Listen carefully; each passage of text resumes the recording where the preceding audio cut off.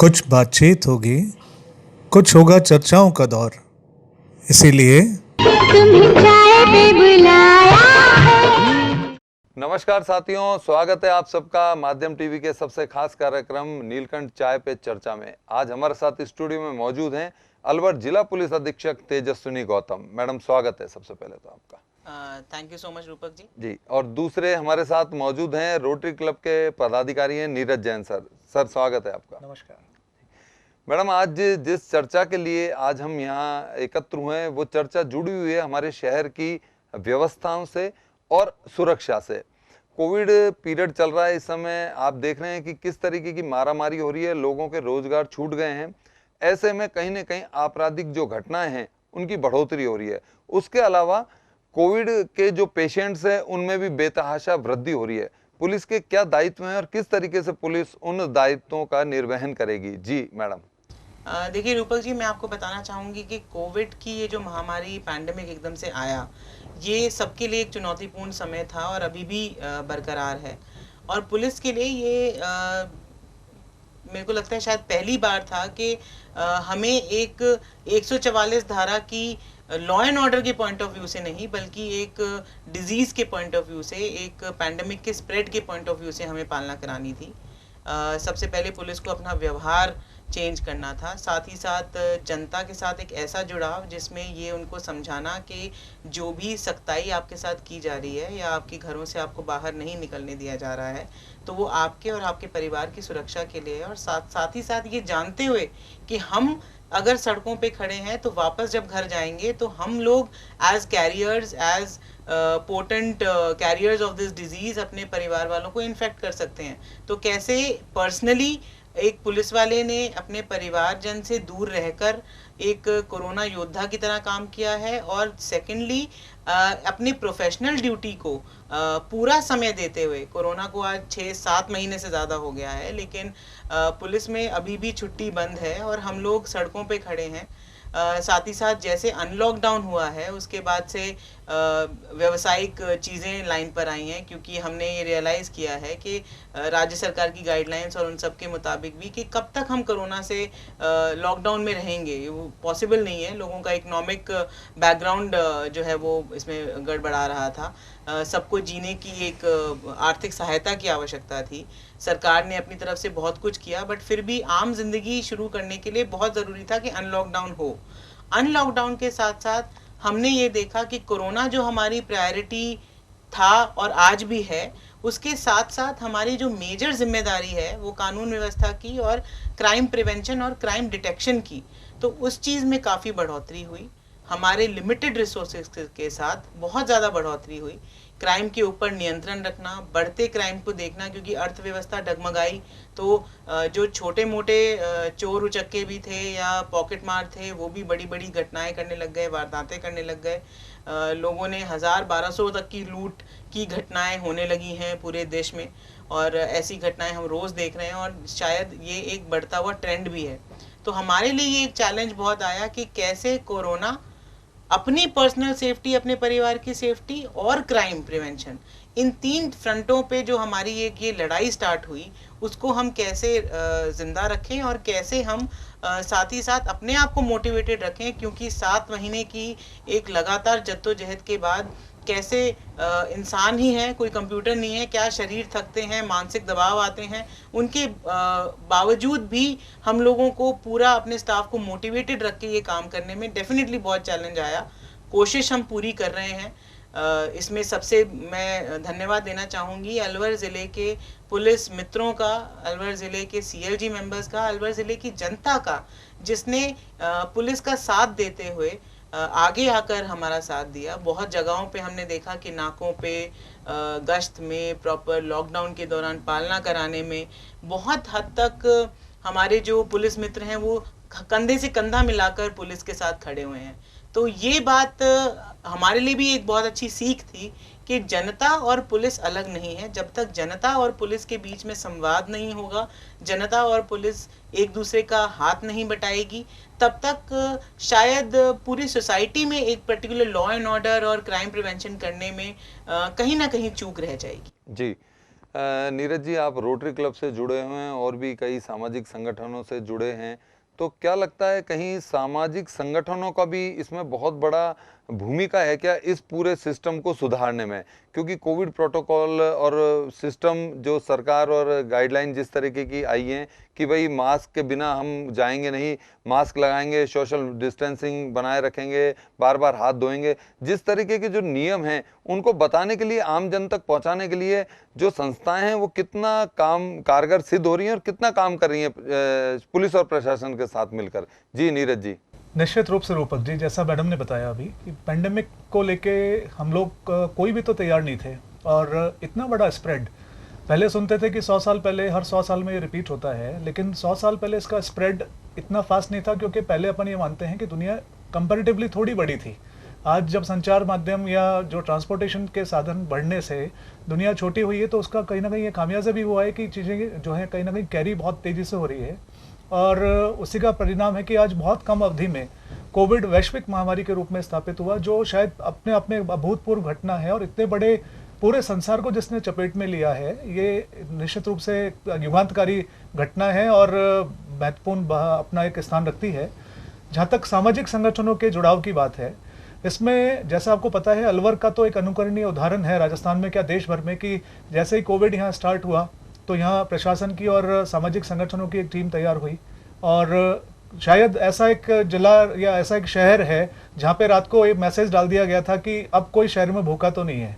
तो सामाजिक संगठन जब कंधे से कंधा मिला के जुटे प्रशासन के, और प्रशासन ने, शासन ने और आमजन ने एक साथ कोऑर्डिनेशन से काम किया, तो ये काम संभव हो पाया, और कम से कम भूख की वजह से तो हमारे यहाँ पे कभी कोई आदमी परेशान नहीं हुआ जी। इसी प्रकार जो मास्क की बात हम लोग करते हैं या सुरक्षा उपकरण की बात करते हैं, तो चूंकि अपन अभी उस स्टेज में है जहाँ पे वैक्सीन को लेके प्रयोग चल रहे हैं, वैक्सीन अभी भी इस समय कितना समय लगेगा, अभी still we can't give any conclusory statement about this.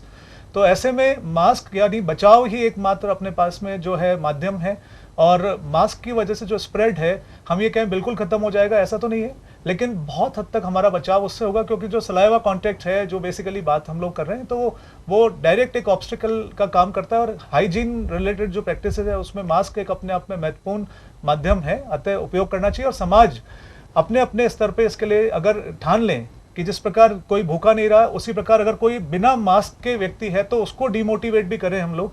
ये पहल अगर हम लोग ठान लें कि हम लोग करेंगे, तो कोई कारण नहीं है कि अलवर में हर व्यक्ति मास्क का उपयोग सुचारू रूप से एक आदत के रूप में करने लगेगा, और उसका लाभ सभी को मिलेगा। बहुत अच्छी बात कही है आपने, बहुत बढ़िया बात है। समाज इस दृष्टिकोण को यदि स्वीकारता है तो मैं समझता हूँ कहीं ना कहीं हम कोविड की रोकथाम में बहुत बड़ी भूमिका निभाते हैं। मैडम, अभी आपका एक नवाचार है ई सुनवाई, पूरे राजस्थान में उसको मतलब एक शाबाशी मिल रही है, मैं कहूँगा कि हर जगह उसकी तारीफ हो रही है कि ई नवाचार, ई जो सुनवाई है, कि आपको परिवादी को आपके ऑफिस तक नहीं आना पड़ेगा, आप डिजिटल के माध्यम से, मोबाइल के माध्यम से, एक ऐप के माध्यम से वो अपनी बात आप तक रख सकेगा। कैसे इस तरीके की जो भावनाएं हैं आपको आई, और किस तरीके से आपने इसमें शुरुआत करी इस सुनवाई का, और क्या पीड़ित जो पक्ष है उनको किस तरीके का लाभ पहुंच रहा है? आपने बहुत अच्छा बताया रूपक जी। इसमें सबसे पहले बताना चाहूँगी कि परिवादियों को सुनना और उनकी समस्याओं का समाधान करना एज अ एसपी मेरा एक सबसे ज़्यादा प्रायोरिटी रहता है। मेरा पहला मुख्य पुलिसिंग का काम है। जैसे जैसे अलवर में नंबर्स बढ़े कोरोना पेशेंट्स के और कंटेनमेंट जोन्स बढ़े, यानी सिर्फ वही नहीं कि सिर्फ कोरोना पॉजिटिव ही लोग के नंबर्स बढ़े, जो कंटेनमेंट जोन्स में रहने वाले लोग थे उनके नंबर्स भी बढ़े, और ये रियलाइजेशन एक हमको हुआ कि शायद इन जोन्स में रहने वाले व्यक्तियों के पास अब कोई जगह नहीं बची है, या ये जा नहीं पा रहे हैं क्योंकि ये लोग सीमित रूप से रिस्ट्रिक्ट हो गए हैं अपने घरों में जी। तो अगर इनकी कोई पुलिस से रिलेटेड समस्या है या एसपी ऑफिस से रिलेटेड समस्या है, तो किसी थाने पे या एसपी ऑफिस अगर ये नहीं आ पा रहे हैं, तो कोरोना टाइम से बेस्ट कोई माध्यम नहीं था कि ये ई माध्यम से जुड़े। जब आज हम देखते हैं कि बच्चों की क्लासेस भी ऑनलाइन चल रही हैं, काफ़ी सारे यूनिवर्सिटी कॉलेजेस भी अपने कोर्सेज जो हैं वो ऑनलाइन क्लासेस के माध्यम से कर रहे हैं, ताकि आपका फिजिकल कांटेक्ट कम हो और इस बीमारी के स्प्रेड को हम कहीं ना कहीं रोक सकें। तो क्यों ना एक ये प्रयोग करके देखा जाए कि जो व्यक्ति अपने घर में बंद है, कोरोना पॉजिटिव है या कंटेनमेंट जोन में है या कहीं दूर दराज के इलाके में है जहां उसको ट्रांसपोर्टेशन अवेलेबल नहीं हो पा रहा क्योंकि लॉकडाउन में सब बंद था, तो क्यों ना ई माध्यम से, ई सुनवाई के माध्यम से उनसे जुड़ा जाए। मैं व्यक्तिगत उनको हमने एक व्हाट्सएप नंबर हमने जिसका प्रचार प्रसार किया, उस पर वो लोग रजिस्टर करते थे, हम उनको एक लिंक भेजते हैं और फिर वो हमारे साथ ई सुनवाई के माध्यम से वेबएक्स या अन्य मीडिया के माध्यम से हमसे जुड़ते हैं और हम उनसे बात करते हैं, उनके प्रॉब्लम्स का निराकरण करते हैं, जो विधिवत लीगल कार्रवाई होती है उसके अकॉर्डिंग करते हैं। जहाँ पे उनकी व्यक्तिगत सुनवाई की आवश्यकता हो या किसी का स्टेटमेंट लेना हो या कुछ ऐसी बात हो जो लीगल प्रोसीजर में आता है सीआरपीसी के तहत, तो उसको ज़रूर हम डिले करते हैं जब तक कि वो कंटेनमेंट जोन से बाहर ना आ जाएं। अन्यथा किसी की अगर ऐसी प्रॉब्लम है जो सिर्फ फ़ोन से या बात करने से सुलझाई जा सकती है, तो उसको त्वरित कार्रवाई करके हम उसका समाधान पहुंचा रहे हैं। इसमें मैं आपको दो बहुत ही अच्छे एग्जाम्पल्स और मेरे एक्सपीरियंसेस आपके साथ शेयर करना चाहूँगी। एक यूएस में बैठे सज्जन का फ़ोन आया कि अलवर के सिटी शहर एरिया में उनके वृद्ध माता पिता रहते हैं। वो यूएस में अटक गए क्योंकि लॉकडाउन हो गया, फिर फ्लाइट्स उनको कोई मिली नहीं तो वो वापस नहीं आ पाए और लॉकडाउन के कारण उनके माता पिता के पास दवाइयाँ और खाना नहीं पहुँच पा रहा था क्योंकि उनकी मेड भी जो है वो लॉकडाउन क्षेत्र में बंद गई थी। तो जैसे ही ये उनको पता चला कि ई सुनवाई जैसा कुछ स्टार्ट हुआ है तो उन्होंने मुझसे बात की और हमने तुरंत कोतवाली एसएचओ को भेजकर हमने वहाँ पे दवाइयाँ और उनको खाना उनके माता पिता को डिलीवर कराया और हमने नियमित रूप से उनको, जब तक कि लॉकडाउन रहा तब तक हमने उनकी ये सब चीज़ें करवाई क्योंकि वो 90 वर्षीय लोग थे, वो खुद ज़्यादा काम नहीं कर पा रहे थे। तो ये हमने उनकी मदद की जिसके लिए वो उन्होंने बहुत हमें थैंक्स किया। एक कोरोना पॉजिटिव परिवार था जिसमें 11 व्यक्ति जो थे वो कोरोना पॉजिटिव आ गए थे। उनको पीने का पानी और टैंकर का पानी उनके कॉलोनी वाले वहाँ तक नहीं जाने दे रहे थे क्योंकि उनको लगा कि अगर वो उनके घर में पानी देके आएंगे तो वो संक्रमित हो जाएगा। तो इससे एक और चीज़ पता चली कि कैसे हम कोरोना पेशेंट्स के लिए भेदभाव करना स्टार्ट कर देते हैं। क्यों हम ये करते हैं कि हम उनको अलग समझने लगते हैं। अब से कोरोना बीमारी किसी को भी हो सकती है। यदि हम भेदभाव करना स्टार्ट कर देंगे एज ए सोसाइटी, अगर हम एक दूसरे का साथ नहीं देंगे तो इस बीमारी से कैसे लड़ेंगे हम? बहुत बड़ी बात है। तो अरावली विहार में थाने में हमने खुद अपने पुलिस लाइन का टैंकर भेजा पानी का, उनको पीने का पानी उपलब्ध कराया और नगर पालिका से बात करके ये कराया और फिर एक कैंपेन चलाया कि कोरोना जिसको भी हुआ है वो हम में से एक ही है, कल हमें हो सकता है, किसी को भी हो सकता है होके हम लोगों को पता भी ना चला हो। तो भेदभाव करने से तो या किसी को नीचा दिखाने से या उसको मूलभूत सुविधाओं से दूर रखने से तो मतलब बात नहीं बनेगी। हमें एज ए सोसाइटी इससे एकजुट होकर लड़ना होगा। और कुछ लोगों के तो ऐसे भी फ़ोन आए कि वो बस ये देखना चाहते थे कि वास्तव में एसपी क्या बात करती हैं या ऐसे ही ये कोई पॉपुलैरिटी गिमिक है। तो आगरा से एक सज्जन ने कॉल किया और उन्होंने कहा कि मैम मुझे कुछ नहीं कहना, मुझे बस ये देखना था कि आईपीएस ऑफिसर खुद भी बात करते हैं क्या। तो वो एक बहुत अच्छा एक्सपीरियंस था और इससे काफ़ी लाभ हो रहा है, ज़्यादा से ज़्यादा जनता हमारे साथ जुड़ रही है। और इसका सबसे अच्छा मैं आपको उपयोग बताती हूँ, हमारे आईजी साहब जयपुर रेंज श्री एस सेंगतीर साहब ने इसको स्टार्ट किया। पूरी रेंज के 6 जिले हैं उनके पास, दौसा, सीकर, झुंझुनू, जयपुर ग्रामीण, अलवर और भिवाड़ी। सभी जिलों के निर्देश दे दिए उन्होंने एसपीओ को। बिल्कुल। और ये 6 जिले के भी परिवादी जो आईजी साहब से मिलना चाहते हैं, जिनको दूर दूर से जयपुर तक जाना पड़ रहा था, जी। वो आप बिल्कुल संतुष्ट है। कोई भिवाड़ी से जयपुर जा रहा है या दूर दराज से झुंझुनू से कहीं से जयपुर जा रहा है या अलवर भिवाड़ी से कहीं दूर खेड़ली, कठूमर, प्रतापगढ़ से जा रहा है, इतना ट्रैवल करके, तो अब वो सीधा आईजी साहब से बात कर सकता है अपने घर में बैठे हुए। तो ये एक बहुत अच्छा एक जुड़ाव का माध्यम है। पुलिस और जनता में एक कनेक्ट हो रहा है, एक फेथ की भावना डेवलप हो रही है और जो हमारी कोर पुलिसिंग का काम है, लोगों की सहायता करना, जनता की मदद करना, वो भी हम लोग साथ साथ कर पा रहे हैं। बहुत बड़ी बात है, बहुत अच्छी बात है। अभी हाल ही में जो स्थिति चल रही है उसमें स्टेट गवर्नमेंट ने साफ तौर पर एक मुहिम बना दी है और एक नियमावली लागू की है कि सार्वजनिक स्थान पर बिना मास्क के आप एंट्री नहीं कर सकते, जुर्माना तक है उसमें। ऐसे में नीरज जी, आप रोटरी क्लब से जुड़े हुए हैं, तो ऐसे में एक क्लब के नाते माध्यम से किस तरीके का संदेश देना चाहते हैं कि वास्तव में मास्क क्यों जरूरी है? जी रूपक जी, इसमें चूंकि क्लब का, जहाँ तक रोटरी क्लब की बात है या लॉयंस क्लब है, ये बेसिकली वैश्विक क्लब्स हैं अपने आप में। आज 200 के लगभग देशों में रोटरी क्लब की उपस्थिति है, ऐसे ही लॉयंस क्लब की उपस्थिति है। कोई भी मूवमेंट अगर टेकअप होता है जैसा पोलियो का इरेडिकेशन का एक एग्जांपल सामने आता है कि सरकार को जो सरकार की ताकत है वो कई गुना बढ़ जाती है जब किसी बड़े संगठन का साथ उनको मिलता है, क्योंकि पब्लिक पार्टिसिपेशन अपने आप में एक बहुत महत्वपूर्ण कड़ी है किसी भी योजना को इम्प्लीमेंट करने में।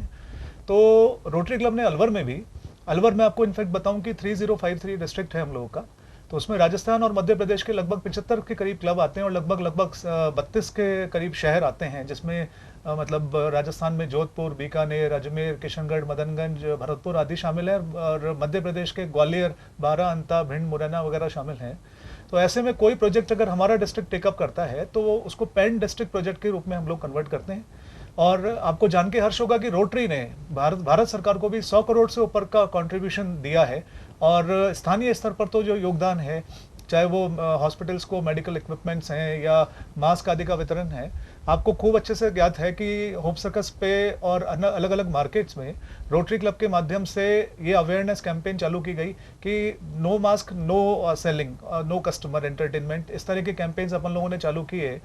एक सिटीजन अवेयरनेस प्रोग्राम रोटरी चलाता है अलवर में और सिटीजन अवेयरनेस प्रोग्राम के माध्यम से हम लोग यही कम्युनिकेट करते हैं कि मास्क की आवश्यकता है तो मास्क हमारी गाड़ियों में मौजूद होता है। किसी व्यक्ति के पास मास्क नहीं है तो उसको इमीडिएटली हम लोग देते हैं। किसी काउंटर पे अगर हम लोगों को नजर आता है कि कस्टमर्स बिना मास्क के हैं या कोई जो रिटेलर है वो खुद बिना मास्क है तो हम लोग वहीं उनको पॉइंट आउट भी करते हैं।